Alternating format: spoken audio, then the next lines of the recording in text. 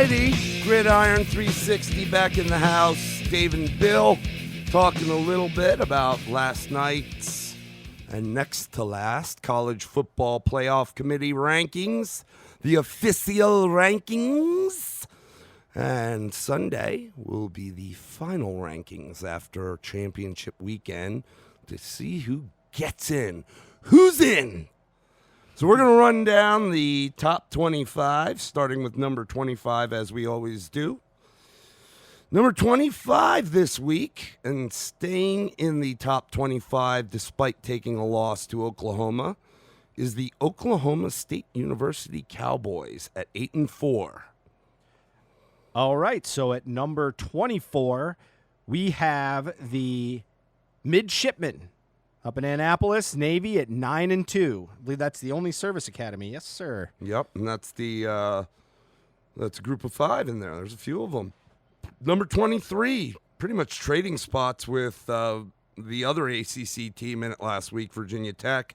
After beating Virginia Tech, Virginia, the University of, at 9-3, comes in at number 23. At number 22, the USC Trojans stay in there at 8-4. At number 21, moving up, the Appalachian State University Mountaineers at 11-1. At number 20, you've got the Cincinnati Bearcats at 10-2 playing in this week's AAC Championship. At number 19, another group of 5 team from the Mountain West, the Boise State University Broncos at 11-1. All right. At number 18, rowing the boat a little further down the river is Minnesota at 10-2 after taking a loss to Wisconsin. Big tumble for them. Yeah, 10 spots. 10 spots. At number 17, the highest group of 5 team ranked, and also in this weekend's AAC Championship game, the University of Memphis Tigers at 11-1. All right, number 16, the team that is always dangerous to play at home, the Iowa Hawkeyes at 9-3. At number 15, the University of Notre Dame Fighting Irish at 10-2. Michigan at number 14, getting a little bit of respect by only falling one spot at 9-3 after a loss to Ohio State at home. At number 13, the University of Oregon Ducks playing in this weekend's Pac-12 championship game. They sit at 10-2. And after the Big Iron Bowl we talked about, Alabama takes the second biggest tumble of 7 spots down to 12. 10-2, huh? Mm-hmm. And just above them at 9-3 is the team that beat them at 11, the Auburn University Tigers. At number 10, Penn State at 10-2, hold steady. At number 9, the University of Florida Gators at 10-2. At number 8, after sinking the boat, the Wisconsin Badgers, now 10-2, will play Ohio State in the Big Ten title game. At number 7, continuing to move themselves up week after week, the Baylor University Bears at 11-1, who will play the next team in this weekend's Big 12 championship game. And that team would be at number 6, the Oklahoma Sooners at 11-1. Here we go. Replacing Alabama in the 5 slot, the Pac-12 representative, hopefully, if they win in their Pac-12 championship against Oregon, there's a good shot the University of Utah Utes can slide in at 11-1. And now we get into the current playoff field, and this is about to change a little bit this weekend. But hasn't changed in like 3 weeks. Yeah, but has not. Is number 4 are the Georgia Bulldogs at 11-1, coming off a big win against Georgia Tech. At number 3, my Clemson Tigers, sitting undefeated at 12-0, and no one respects us. At number 2, holding steady again after falling out the week before of the number 1 spot, are the LSU Tigers at 12-0. And your number 1 team in the land, the Ohio State University Buckeyes, at 12-0 after thrashing the Michigan Wolverines this weekend. All right. Discuss amongst ourselves. So we got a couple of things to hit here, but let's always start with our first question after this happens. Do they have it right? At this point, I believe they do. I mean, Okay. based on everything that's gone on, there was, certainly there was a little bit of a course correction with Baylor a couple weeks back, getting them a little higher than they were originally ranked. And I think that bodes well, having 6 and 7 be the Big 12. They do have an outside shot at making this thing. But Utah, they're a good team, man. And Yep. for all intents and purposes, I think I want to see Utah in this thing. I'd like to see what they have for Ohio State or LSU, however it ends out. All right. I would agree. I believe they have through a little bit of fumbling and bumbling, I think have gotten back to where it belongs. Again, I think this was always the idea behind it was to let it play out. Not so sure they got here the right way, but they got here. So that's the most important thing. I'm happy to see the one-loss teams. There aren't these two-loss teams ahead of teams with no losses. They're letting the record straighten out. Probably the only one I see, or two, I guess, that I see before we start getting into the group of 5 is Auburn being at 11 with 3 losses over a couple of 2-loss teams in Alabama and Oregon. I can kind of understand that move, and then Notre Dame. Yeah, I mean, they beat both those teams, and that's why they kind of have to have them. Yeah. So that makes sense. And then you got but Notre is Dame Alabama at 10-2. better than University of Florida at 10-2? Is Alabama better than Wisconsin at 10-2? Is Oregon better than those two teams, or Penn State for that matter? They could be. Could be. I would give Penn State probably be my question mark. Florida be a question mark. Wisconsin, I got to give them. They're in their title game, so I think that would put them ahead of teams not in their title game. But again, Oregon's in their title game, so there's that question there. But again, I really think overall, and more particularly in those teams that I think legitimately have a shot to get in. I guess the one I might question, considering they lost and went to 9-3, Michigan didn't fall very far. They're at 14, and I know Minnesota took a bad loss this weekend, but to have them 10-2 at 18, I don't know, man. I mean, I guess they're just saying if both those teams met on a neutral field, that the better team is Michigan, but I don't know, man. That might be the one. The reality is it doesn't really matter much because, I guess it does from a Rose Bowl perspective. Yep. Because that's really where if Ohio State's in the title game, it's going to be the next in line in the Big Ten to get to the Rose Bowl. At this point, it's Wisconsin. But my guess, I'd say it probably stays Wisconsin unless they get absolutely shellacked. Yeah, if it wasn't Wisconsin, then the next in line is Michigan. No, Penn State. Oh, Penn State. That's right.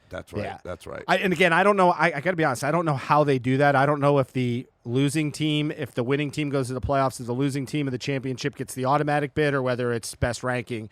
That I have to be honest with you. I'm not sure exactly how they do that. Well, there is other factors when that comes into play. So they can manipulate that in terms of who they want there, because who's going to bring the invite, the crowd. It's an invite. So, okay. But yeah, look, nice to have Virginia. At least we're not the only ACC team in there. Okie State, I think, is a very good team. I don't know if they should have remained in just because they were hanging in between that 20-25 spot before losing to Oklahoma, and now losing to Oklahoma. That gives them a 4th loss. I don't know if they should remain, but really we're splitting hairs with that back end, because what you really want to focus on is really that top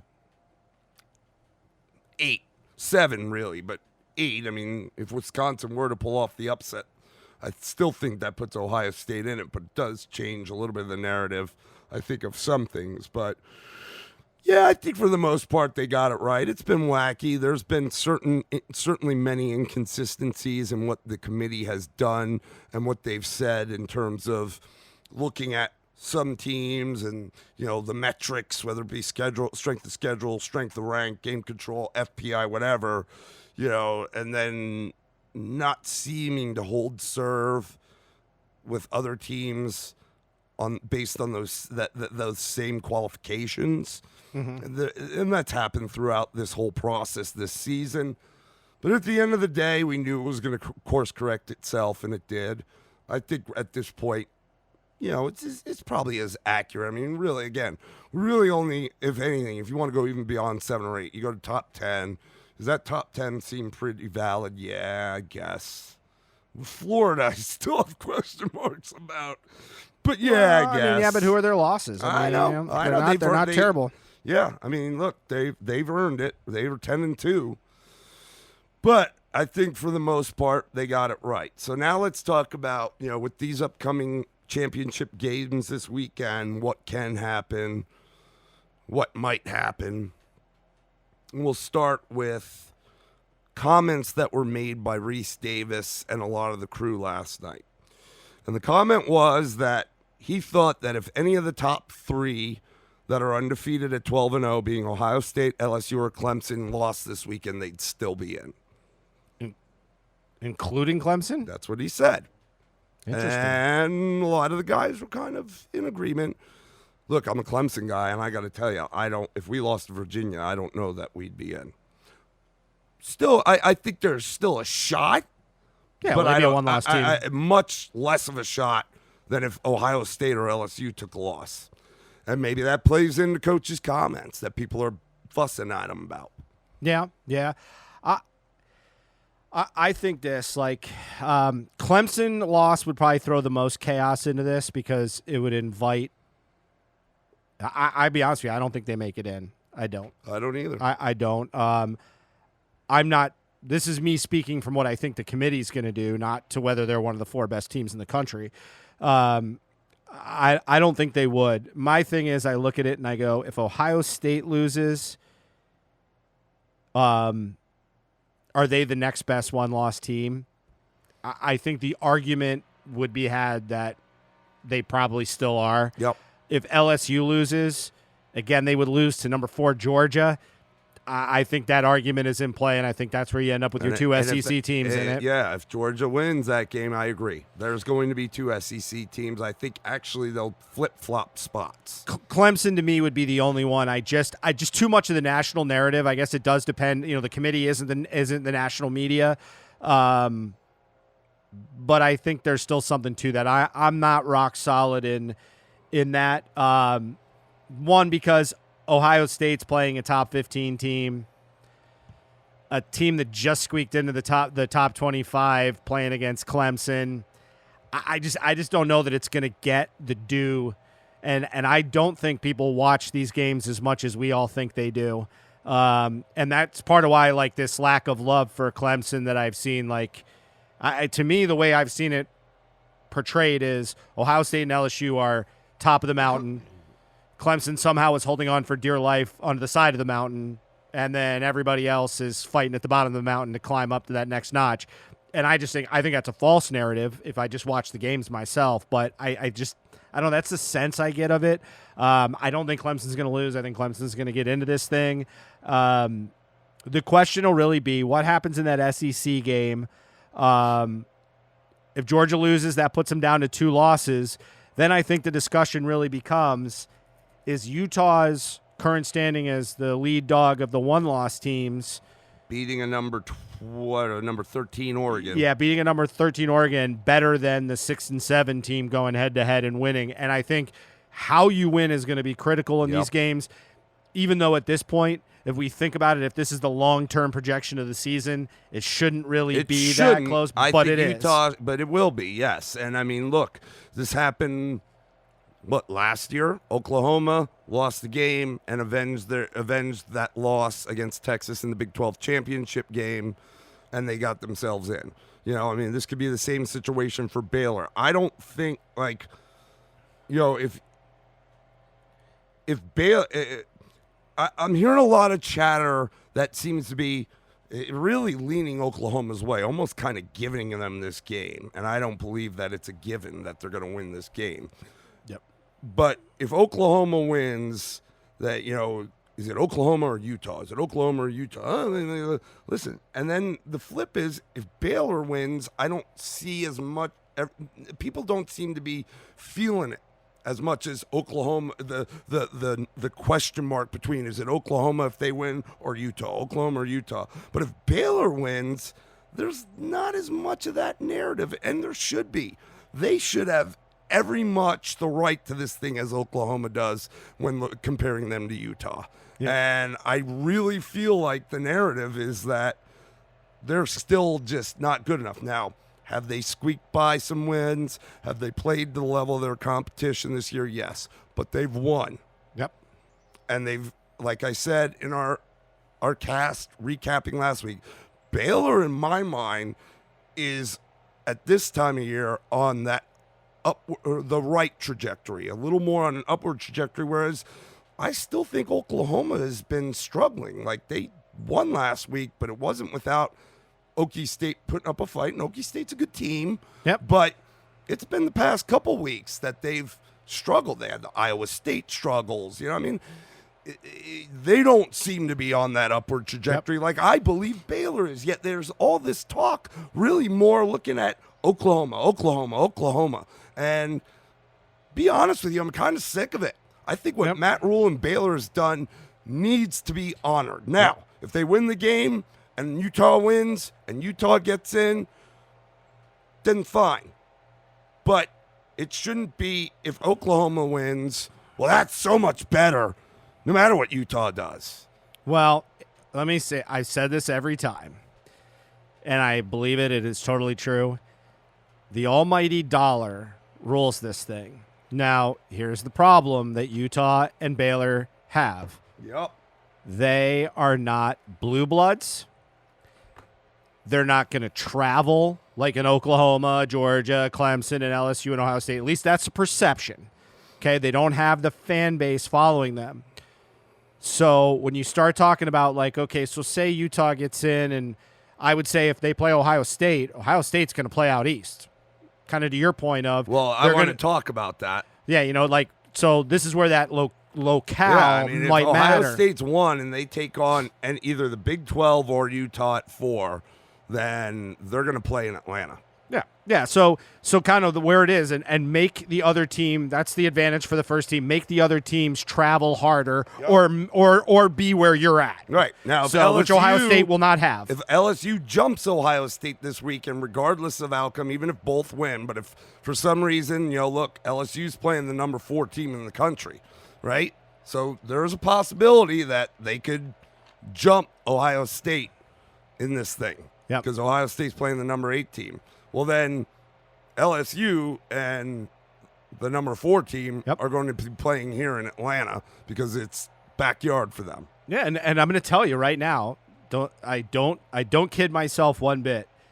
This Pac-12 game is being played on a Friday night, and I'm going to tell you, if they can't win the rating share, that could be a problem. That's going to be and if they don't do well, it's almost like because it's here's positioned that way just so that can be taken out of it, so they're not competing with other games to and watch. If I'm being totally honest, I've watched Utah play this year. I probably watched Utah play more than most people in the east of the Mississippi.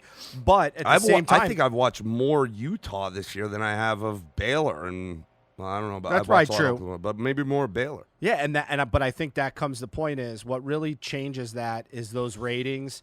I think. Like I'll give you an example, like Ohio State. I think Ohio State, if no fans traveled from Columbus, which is not realistic, but if they didn't, they could still put a lot of fans in the stands. There's a lot of Ohio State fans in this metro area of Atlanta where they'd play at. And they're nationwide. Yeah, they're nationwide. National brand. I think LSU, we've already talked about that. Clemson, this is the closest city to Clemson, them and Charlotte, so this would be a big draw.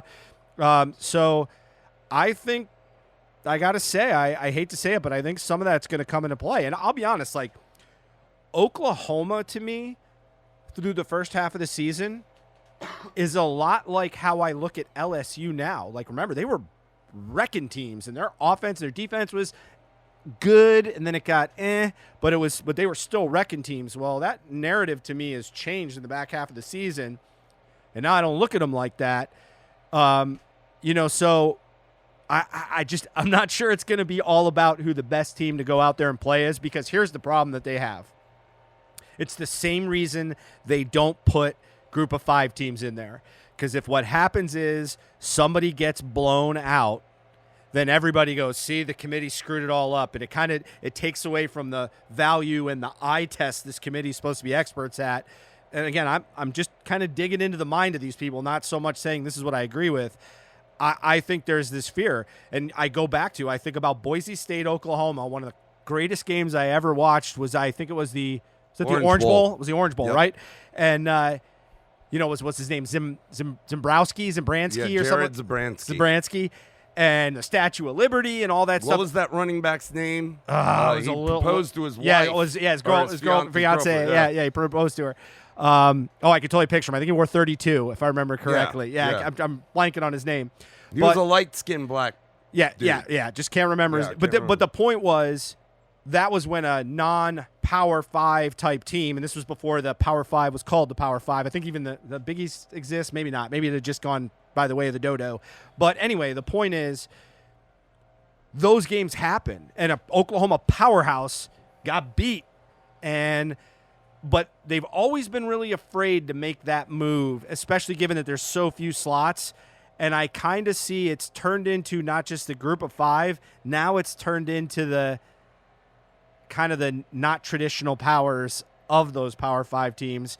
And that makes me nervous a little bit, because you win it on the field. And I agree with you. I want to see Baylor and Utah deserve recognition. If Baylor wins and Utah wins, to be talking about Should be a tough decision. And to me, if Utah goes and blows the doors off Oklahoma or off Oregon, and Oklahoma barely squeaks by Baylor, in my mind as a football, I got my answer. The easiest solution for this committee is 1-2 win and 3-4 lose, and Utah wins and the Big 12 champ. Then that puts the Utah and the Big 12 champ in maybe above us.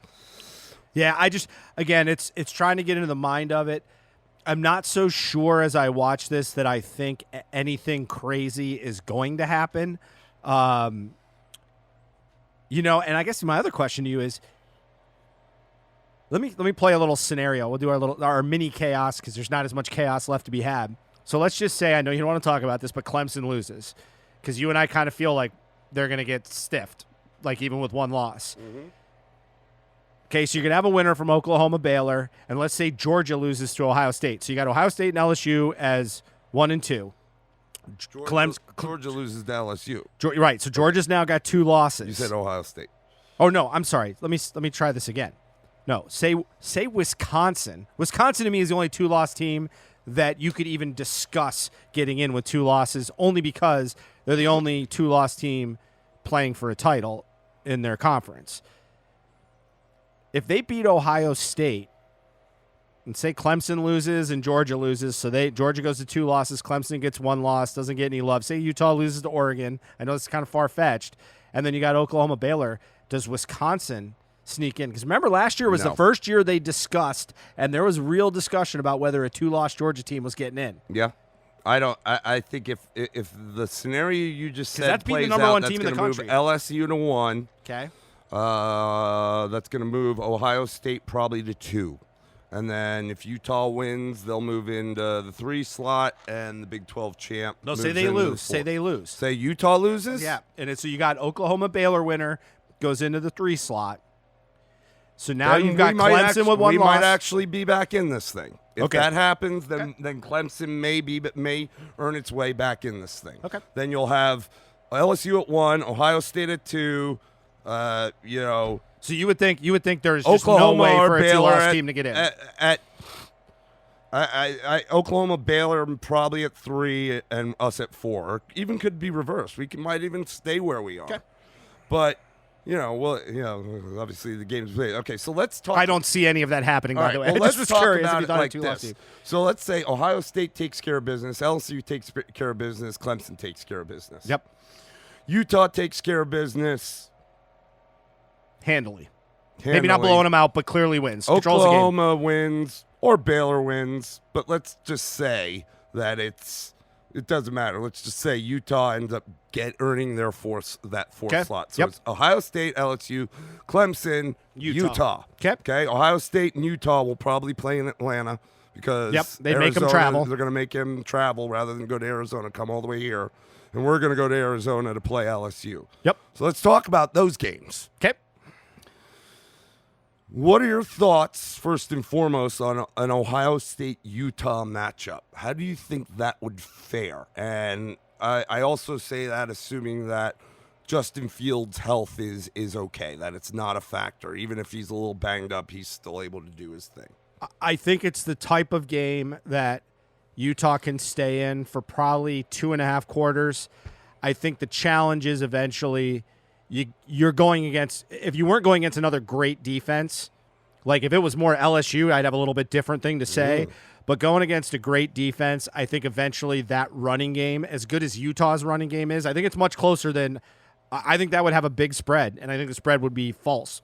Yeah. I think that would be a betting spread as opposed to a game-picking spread. But I think eventually the fact that they can do the things that Utah can do and have shown that they can do it with a little bit more dominance. Yeah. And then you get to the passing game, like you said, if Fields is okay, that's, I think, where that game is won. Because it just, Utah hasn't had to come back and score big points. When they've scored big points, they've generally put their teams away. Yep. I think that would be the difference in this game for me.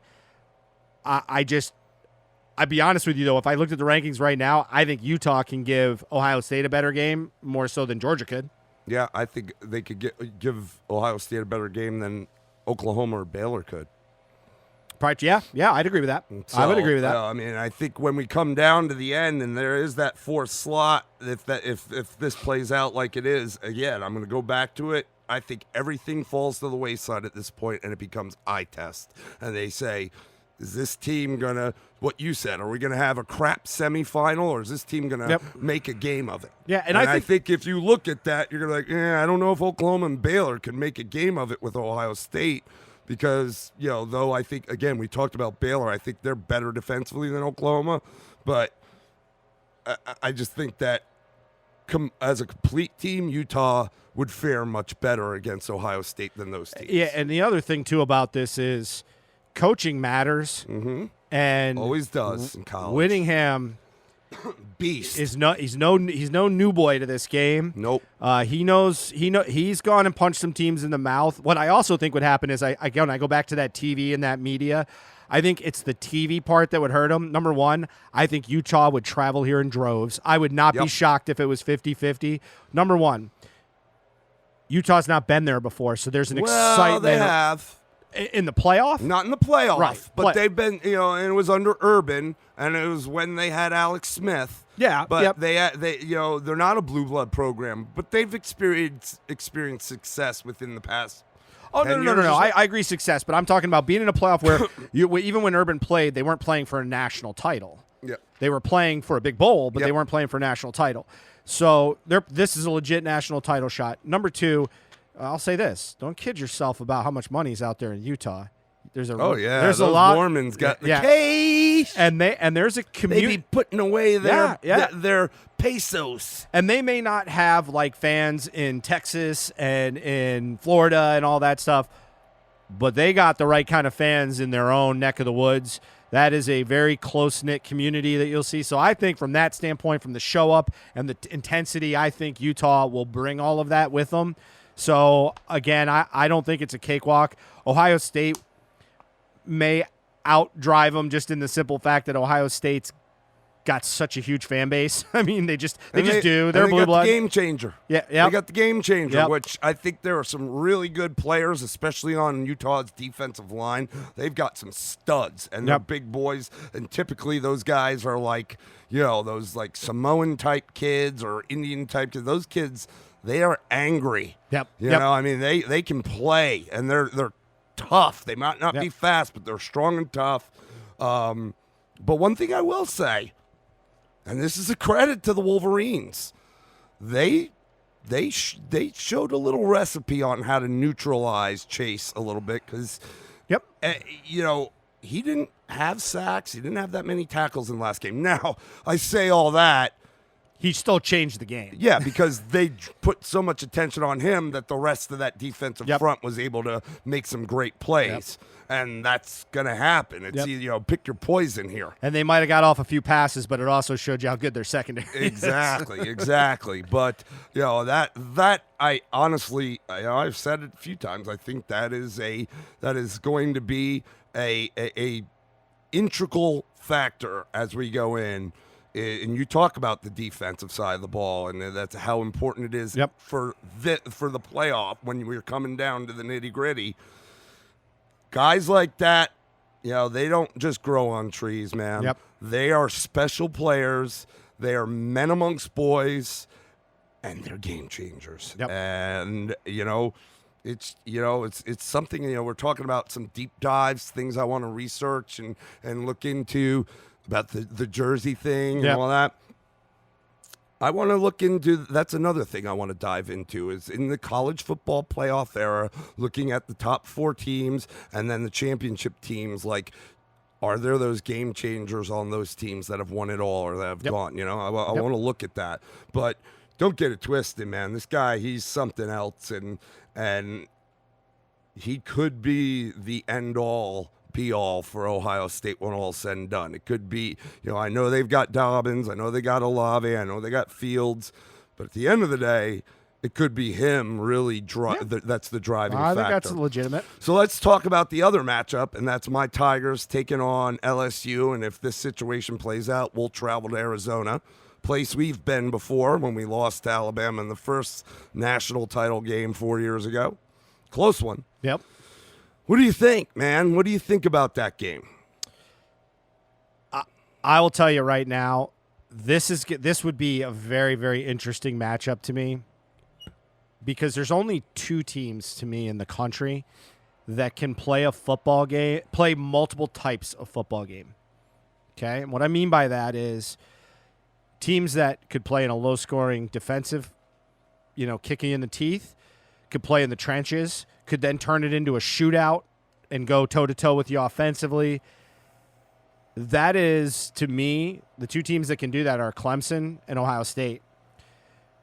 LSU again, great game. They played a little bit of a defensive struggle against Auburn, but let's be honest, Auburn is not and did not play like an offensive juggernaut in that game.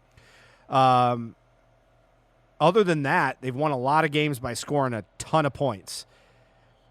LSU hasn't faced a defense like Clemson or Ohio State this year. What happens when they can hold you to 22 points, but they can run and gun with you offensively just like anybody else? And that's the 2 things that Clemson and Ohio State bring to the table that gives me pause on LSU. Now, again, Joe Burrow could go off and score probably 40 points on any defense in the country if he's humming. But he also has just not faced, like you said, the teams that have great team defense but also have that game changer, the game destroyer in Chase Young and Isaiah Simmons. I just think they haven't. Go look at their schedule. They haven't played that type of game. And and again, I look at the LSU game. It's not like Nix was out of his mind in that game. They just were not pressed the same way. And I think that is, to me, the difference. Why I think, and don't kid yourself, you could say all you want, last year doesn't matter. Well, it matters to the guys that have been there and know what it's like and what it takes. And LSU doesn't have that advantage. To me, I would not say it would be a blowout. I could say it could be that's a game that could be a 21-17 game. It could be a 45-35 game. But I think Clemson's got 2 things over them, and I think one, it's they can play every way, so they're versatile, and it's experience. Yeah, I'd like to see it just because all the dogging of Trevor early in the year, and if he got in a matchup with the guy that's pretty much running away with the Heisman Trophy, dude, I think he's going to want to, he's quiet, but inside of him there'll be a fire showing the world that he is the quarterback. Everybody thought he was going to run away with the Heisman beginning of the year, but he is that quarterback. I think that giving Brent Venables a month to prepare is a problem for you. LSU. It's a problem. I don't care. Joe Brady's been great. Joe Burrow's been great. Giving us a month to prepare is going to be a bugaboo for LSU because Venables will show him things, and yeah, he's done great and thrown it in tight windows, but he'll show him things that he hasn't seen. Yep. So I don't know. I like it. I mean, that's who I would rather face now because I do believe Ohio State is that good, and if we're going to have to face them, I'd rather it be in the national championship. Let me ask you this. We've seen the majority, unfortunately, of the semifinal games be blowouts. Yep. So of the Ohio State-Utah matchup, LSU-Clemson matchup, of those two, which one would be more likely to be a blowout scenario? I mean, probably just clearly speaking, it is, as much as I like Utah and think they deserve to be there, I think it would be Ohio State-Utah. Mm-hmm.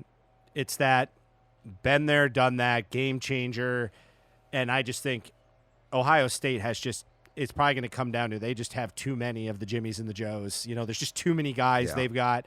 I don't know that Utah man for man and then in turn be able to sub can go toe-to-toe with Ohio State. I think their players aren't the athletes that Ohio State is, but they definitely are coached up to play above play way higher than maybe they were recruited as. Though I will say,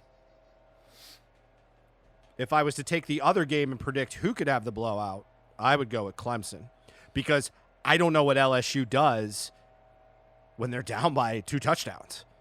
And that's very real against this Clemson team. And I don't know how they react. What happens when you can get the one thing I kept saying to you a lot this year, and there was times where I was questioning the run D and this, that, and the other, but we are bend that but don't break.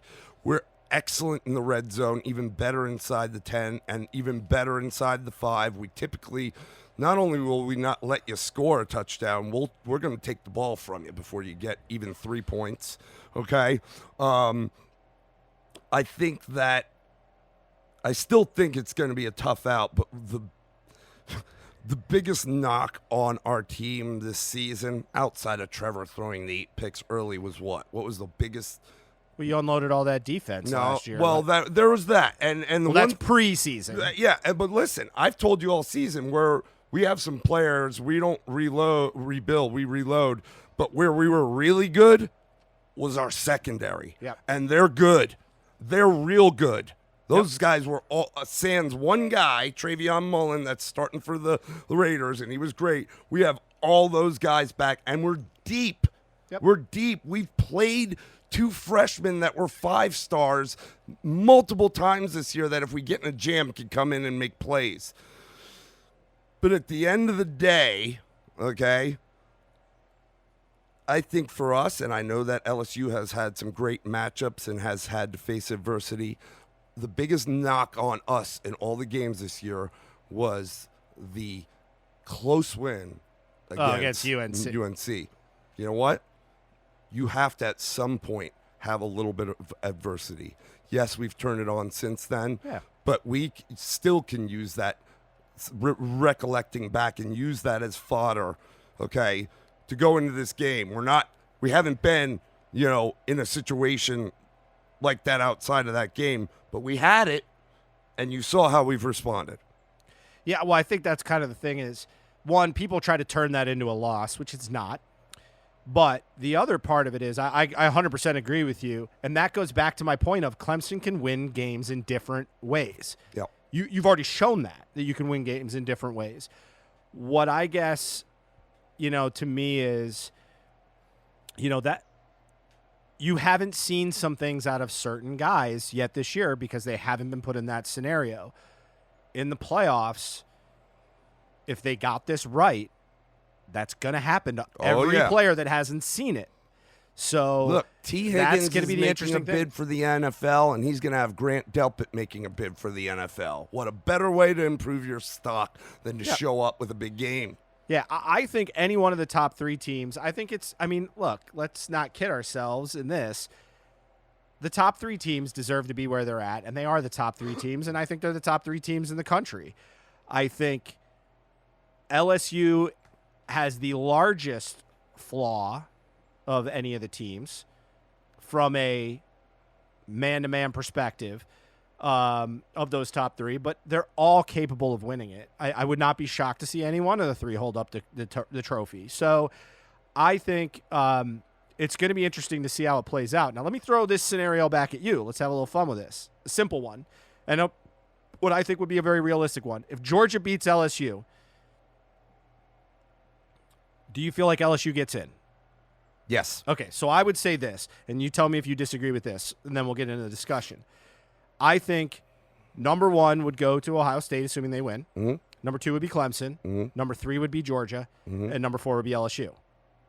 I think they could flip-flop LSU and Georgia, but I don't. Only reason I don't think they would is because they get the head-to-head. Yeah, that's fine. I mean, Right. I think they would, but I don't think that. I mean, it obviously wouldn't matter if they were 2 or 3. Right. Well, no, they will. Right, but I'm saying so. Then now there's your scenario. Now that sets up LSU versus Ohio State, and it sets up Clemson and Georgia. So Ohio State probably sends LSU out west. Yep. So we're right here. It'll be a. So you basically got 2 home teams. Georgia slightly more home than Clemson in distance, but in fan base, pretty even. We're used to traveling at this point, so that's not a problem. Yeah. So what would you think about the LSU Ohio State matchup?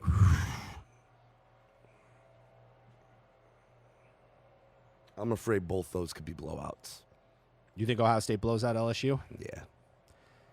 And you think Clemson blows out Georgia? Yeah. All right.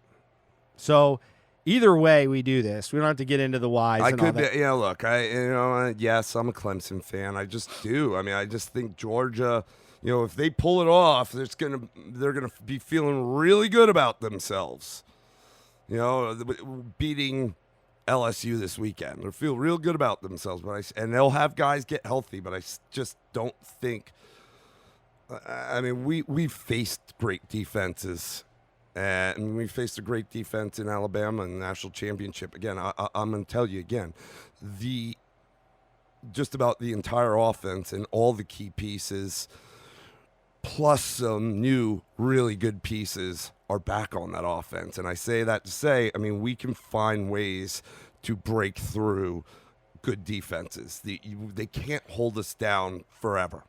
Okay, we will score our points. We haven't not been able to do that. We're able to run the ball. We're able to throw the ball. Now you add in, not a Lamar Jackson style, but running very effectively when need be, and Trevor Lawrence, where he didn't do that last year.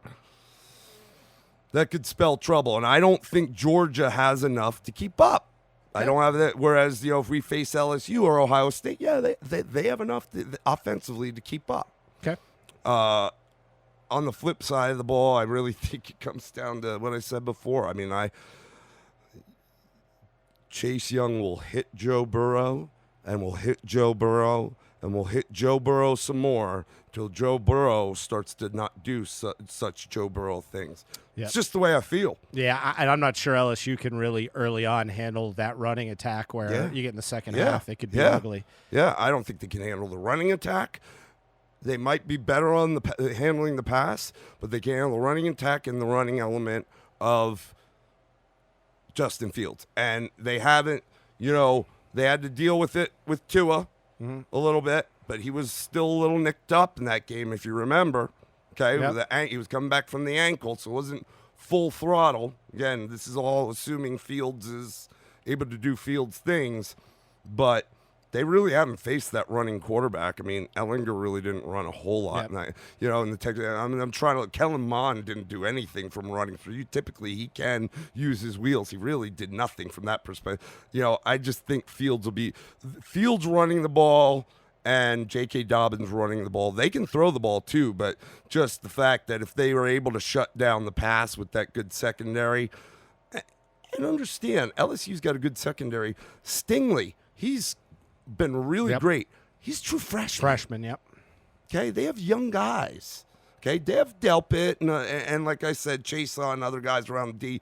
They do have some young guys starting on that D. Yep. And so if they focus their attention, I mean, they're going to have to pick their poison with Ohio State. As they will with anybody, LSU, with that defense. They're going to have to figure out what they want to stop. All right. For us, if they play us, I think they're going to try to put the pressure on Trevor and shut down our pass game and make us run the ball. Interesting. You know what? We can do that. We can do that. So I think, we won't touch on this yet because we might as well let the chaos go, but it sounds like based off the most realistic scenarios of, a total jump and everything.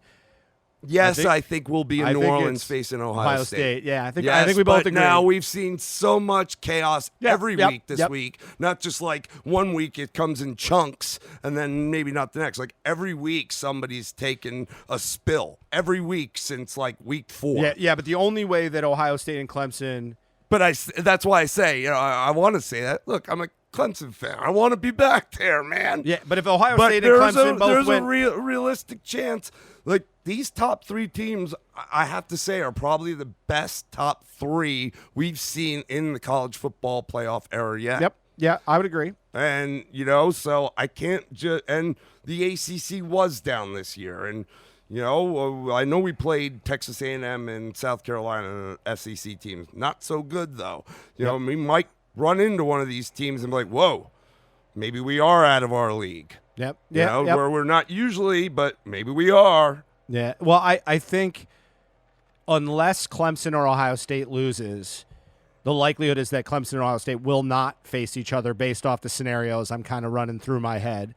The only other one I could see, the only real way I could see a really big shakeup is if Ohio State lost and LSU lost. And then the ranking orders might be interesting because the question is, even if both those teams lose, would they both stay in it?